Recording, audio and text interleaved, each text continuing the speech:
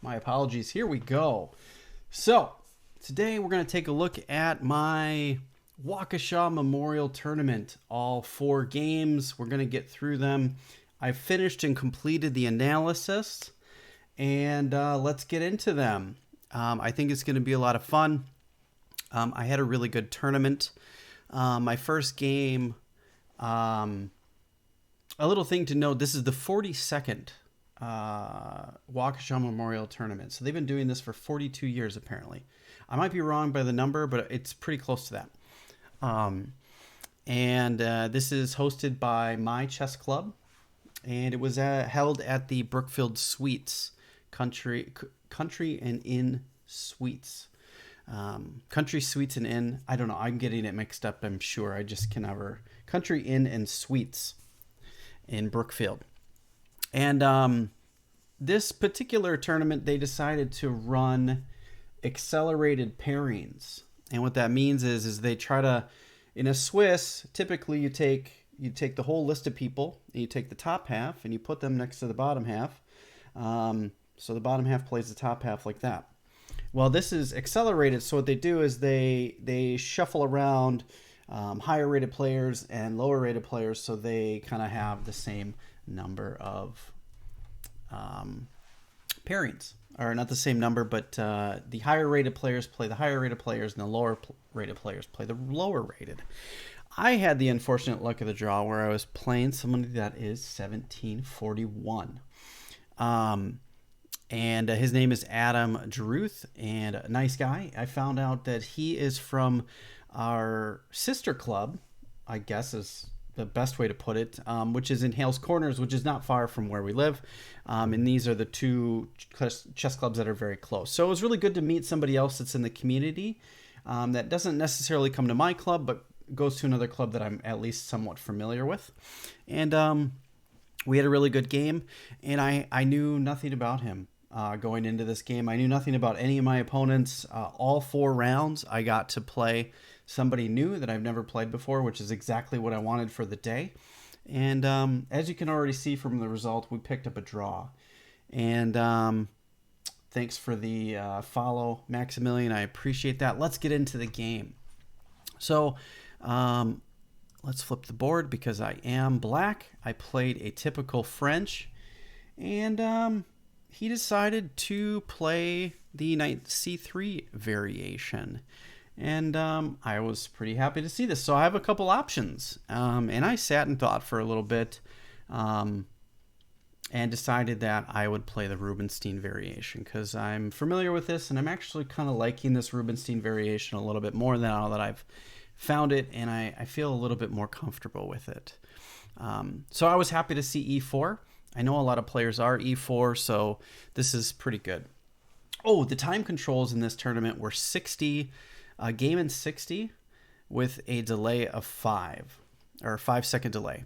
So this counted towards my classical rating and my quick rating for USCF. So I got, it's a dual rated tournament, which is really nice. So the move here is to take, and then the idea is to bring the knight to d7. Supporting this knight, so if he decides to take, we can take back, right? That's the whole idea here. And we get a little bit of trades. Now, I like to see bishop d3. This is a book move that I'm familiar with, which is really nice. And I can trade it off and then get my knight here to gain a tempo. He's got to move back or do something with that particular bishop. I like this because now I feel as though I've somewhat equalized. Maybe not completely equal yet, but this is a step in the right direction. I don't know if I'll ever be able to play in a legit over-the-board tournament. Why do you say that, Chess for Coffee? I believe you'll be able to if you really want to. Do you have some sort of geographical issue that would keep you from reaching an over-the-board tournament, like on an island or something? I know there's my moderator actually has he lives on an island up in the somewhere northern Canada, eastern Canada. I believe he's almost directly east of where I am, latitudinally, longitudinally. I can't remember which one's which. I get them mixed up. Sundays are big work days for me. Oh, actually, so this was on a Saturday. So no, I understand. So you'd probably be tired. I get it. So this was a Saturday tournament. It was just a one day, so it wasn't a multiple day. So I get that. If you do work in the weekend, weekend tournaments would be hard. The nice thing about a lot of the places or the games that I do get, a majority of my games are from my club, which are held on Wednesdays, and that Hales Corners club that I was talking about, or the Southwest Chess Club, which is I believe its name, um, is held on Thursdays during the week. So thanks for following. I appreciate that. Very awesome. Rumpelstiltskin Jr. Um, no, not every tournament's multi-day. Some of them are, but this was a one-day tournament. You play four games in one day. So this was it was a long day, and it was all on a Saturday. But yeah, you should check it out. There are other tournaments out there. You can check out kingregistration.com for one of those. And actually, I can probably just get you that website because I have it up here. Bear with me. So this is if you are in the United States, here is that particular, this will help you out. There's a ton of tournaments on there. There might be something in your area, and this is perfect. Yeah, it is a very accelerated structure, but if you have limitations on days, which I kind of do with the family and stuff, you can get all your chess things in one day, which is nice. All right, let's get into the game here.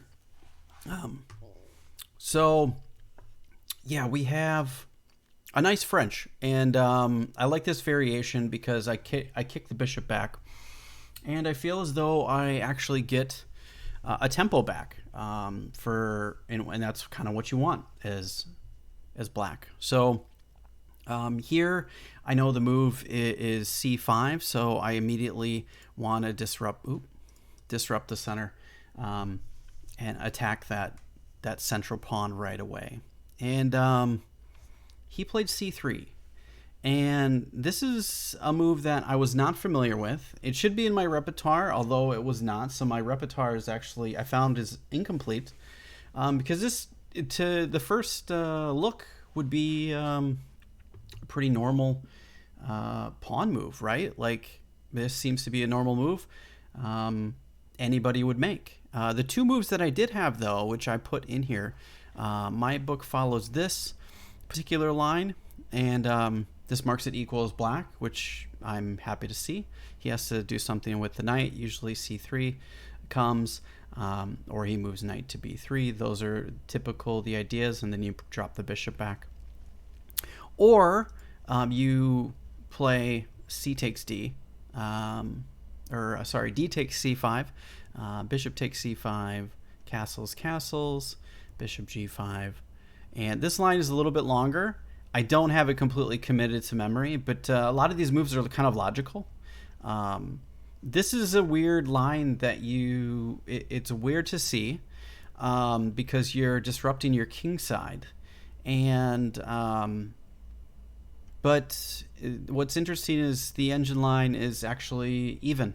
It's equal right here. So there's no real forced threats. The pawn on f6 is actually completely covering a lot of the squares here, the key square being this one. And it's taken away a lot of forward progress from the knight. And even if the knight comes here, the knight doesn't really have much of a future. I've got this whole area on lockdown, which is nice. So I'm not sure that my opponent would know this line. Judging by our post-mortem and our discussion afterwards, he did mention to me that out of the 60 or so games that he's played, this is the first time he's seen a French.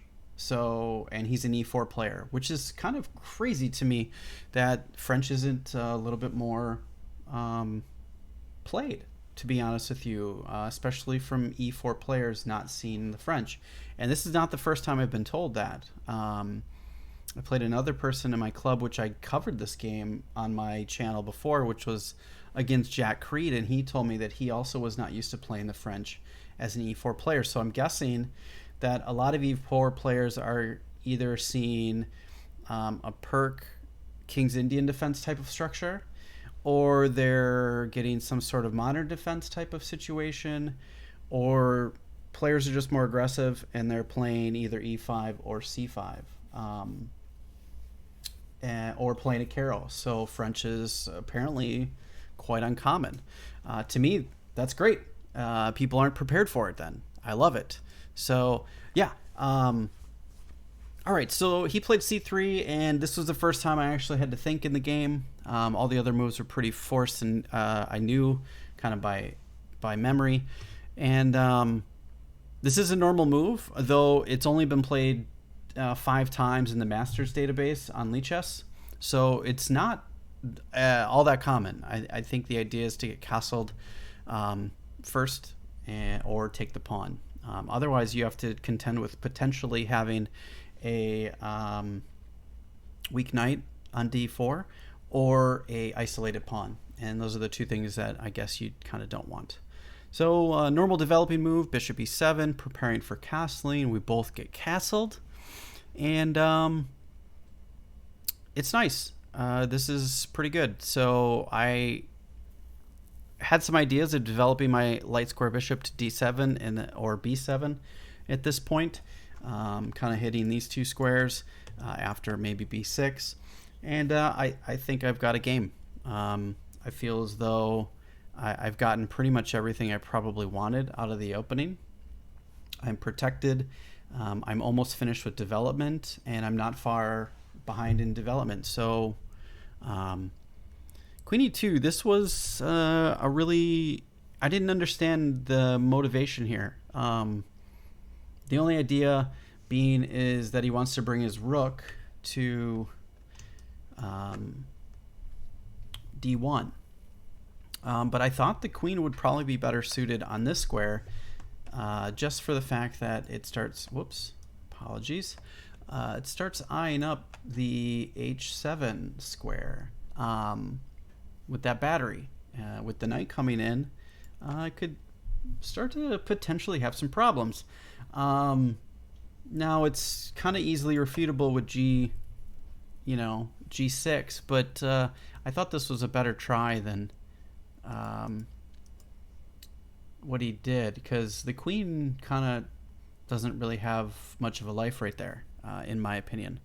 Now, maybe there are some ideas about this being better. I haven't checked any of this with an engine, so I really have no idea whether or not this is decent analysis or not. But to me, it just feels wonky. I feel as though the queen would just so much be better suited on this diagonal, right? It makes a lot of sense because both bishops are eyeing this.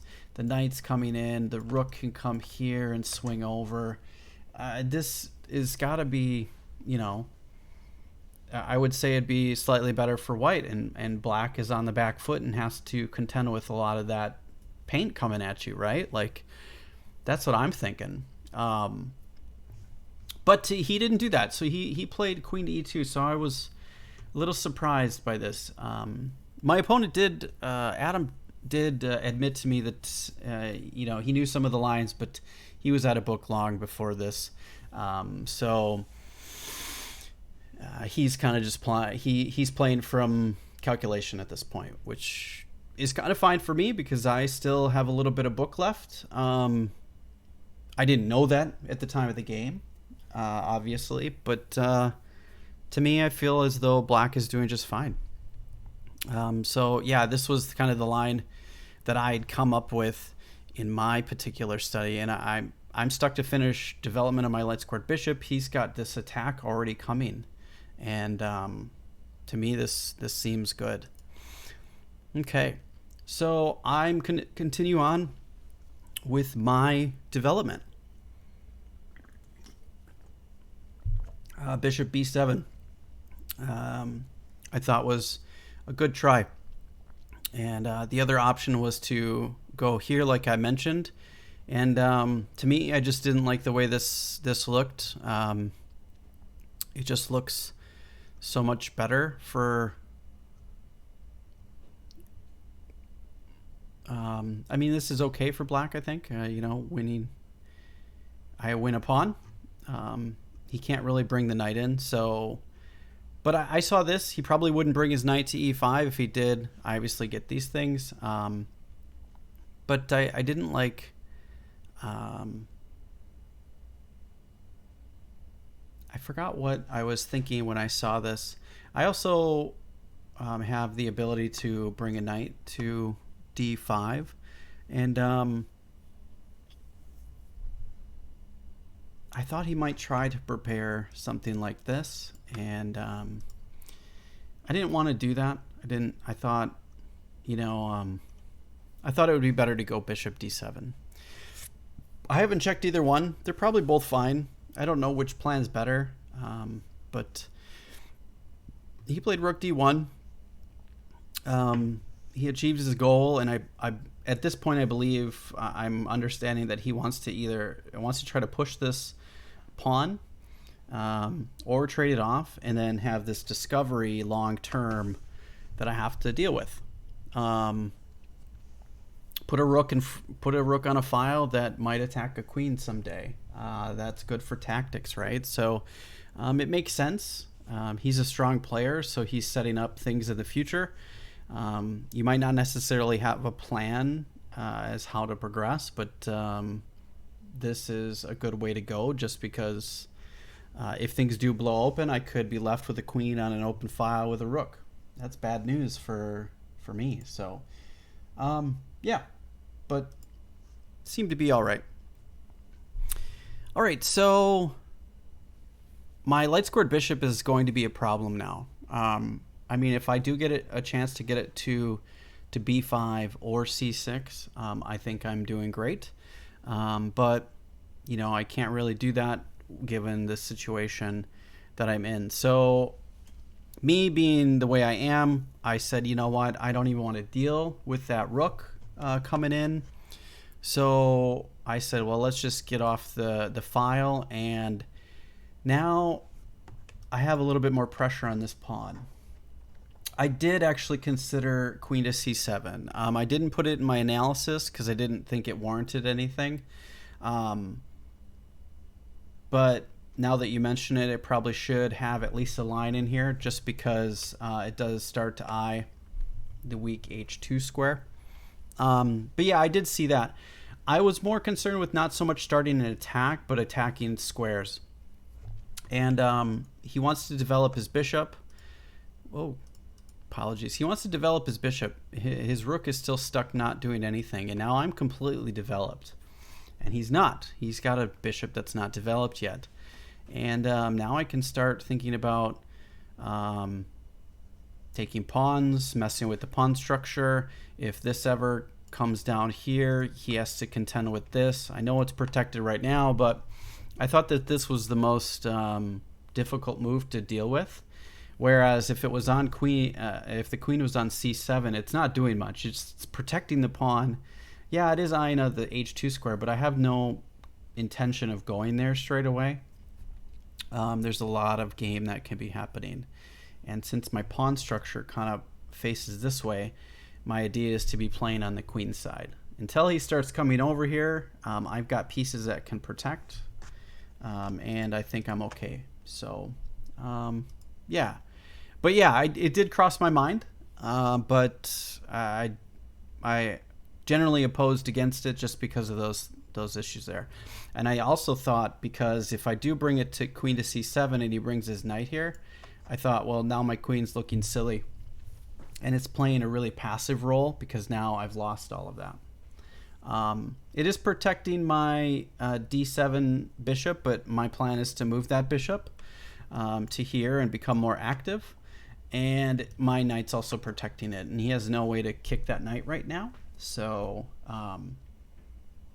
yeah, you are right. The queen on b6 does not allow for me to move my b pawn, but I don't really have much consideration for moving that b pawn right now because I did develop my bishop to d7 instead. It's not going to come here. And if anything, my bishop will be coming here, and it will then be protected by that pawn. So, yeah, it does. I did see that. It does also protect me, or stop him from bringing his bishop to f4, but bringing the bishop to f4 is not doing a lot because it's just cutting through the position where I don't have anything, and that's easily stopped by this. And it also takes off of this pawn, so if this queen ever moves, this pawn's on pre. So I thought that the queen to b6 was a better square. I could be completely wrong. Analysis and engine analysis might say it's better on c7, or maybe keeping it on d8. I don't know. But I felt like this was the best try. This move makes a lot of sense. You want to try to remove a defender. And then, like you said, what you talked about, bringing the knight into d5 and coming after the bishop. Yeah, then my queen would be looking silly, for sure. But he has to deal with some stuff. So the other idea I thought was here, and then now he's got a bunch of different options to take with the pawn. He can use the knight, the bishop, or the pawn, and he's got a lot of options and ideas here. So I thought that was a better try. And for me now, that's kind of a useless. I felt like this was almost a wasted move, just because now I can strike in the center, and now he has to make a decision, and he has a decision to make. Which piece do you take it with, and which way is the best way to go? I thought he did it the wrong way. I thought this was the wrong way, and I thought that this way would be better. Just because of this particular line, and I felt it's equal, but it's a game, and there's, I have the king side pawn majority, he has the queen side pawn majority, and the game is a little bit more simplified, but at this point I'm happy. I'm okay with this. I thought this was a better try for him than isolating the pawn, just because now I can move my knight, and I'm giving up the dark squared bishop, but I'm giving up the dark squared bishop for his dark squared bishop, and I'm okay with that. Yeah, and this was the sequence that I saw, and I calculated that from here when he did this. Even if he takes with the knight, I can still come in to do the same sequence if I wanted, and I think I'm still okay. So this came through, and I know the knight looks kind of passive, but I do have the ability to come back to d5, and that square is mine. He can't kick my knight really all that easily, and that isolated pawn is now a permanent target for me, which I really like, and now I can just put a bunch of pressure on him. And here was an interesting point in the game. He spent a lot of time on this move. Tons of time. I got so much time that I got up and walked away twice, which I don't normally do. This move is 15. He spent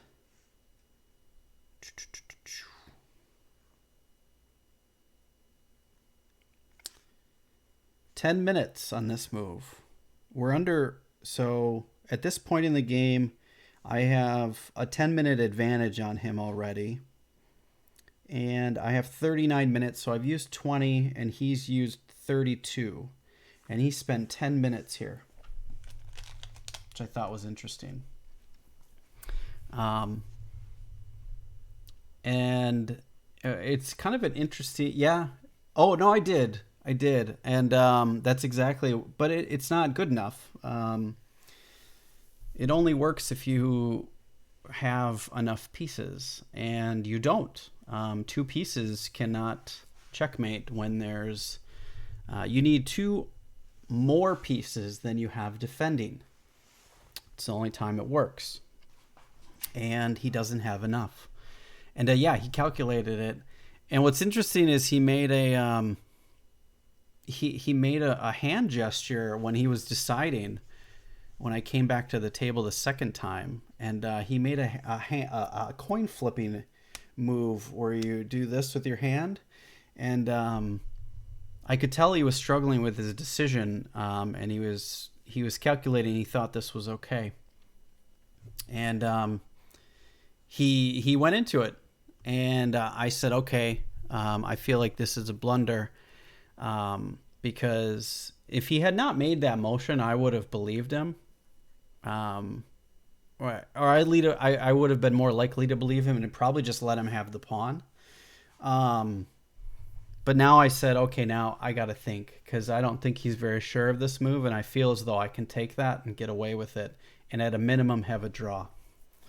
So I feel like, okay, I've got a draw here at least, and if I take that and I get through it, I have a win, or I have very strong winning chances, anyways. Thanks for the follow. Thanks for the follow. I appreciate it. So I sat and thought, okay, how do I do this? Can I do this? Am I okay here? And I calculated that I could. And he came in, and I looked at this as the first move, because the idea is you have to keep the queen out of this square. So you have two options. You can move the king here or here. Now, I don't know whether or not one is better than the other, but I saw they're probably the same. Doesn't matter, I don't think, now that I've put enough analysis into it. But I calculated that this was better, because no matter what, he has to try to put me in a pin. I don't think that I say that this isn't as good because he has this move, but I don't think it matters, because I can just get out of the pin, and I think I'm fine. But I didn't like this. I wanted him to be further away from my king pinning me than that close, because then it gets repetitive really quick. And to me, I felt that this had a better chance of actually winning, keeping the one piece. So he pinned me. And now he can't pin me again very easily, at least not on a light square. And he came here, and I played knight to f5, attacking his queen, because now I can bring another piece into the defense. And now he's got two pieces, and I've got one defending. And I can always try to escape with my pawns. And at this point, I'm like, at a minimum, I have a draw. And if I do get a chance to escape, I'm going to. And we repeated once. This was the line that I had looked at, and why would he go to E3 or G3? He could have went to G4 right away. He could, but now he doesn't have a pin, so now I get a free move no matter what. And if I get a free move and he doesn't have a pin, I'm just pretty much getting a free move. He needs to keep the tempo. If he doesn't, because the idea is to keep the pin so that way he has a discovery with check. If he doesn't keep that, I get a free move to add in another piece to defend, and then he's just lost the piece. So the idea was, I was hoping that I could potentially play f6, attacking the knight, and maybe giving up the exchange. But apparently the move here, which is really hard to find and extremely difficult, is rook to h8. And you're winning. It's hard. It's very computery, but human-wise, it's difficult to find. And even the f6 line I saw and calculated. I have two pieces for the rook. And I think it's a big imbalance. It's hard to evaluate. It's very difficult to see.